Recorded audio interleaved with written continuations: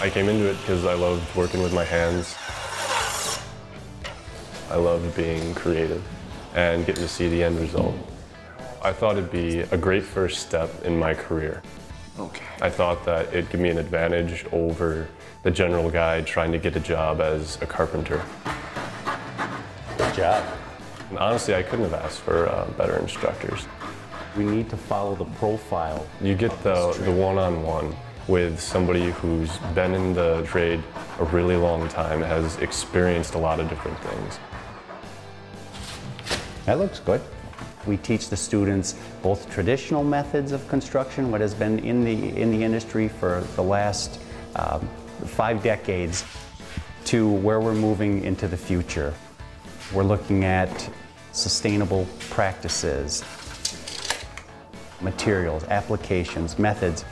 If we look at the average age of our carpenters across the United States, 48 years old. Okay. That tells us we need new, young blood coming into the program.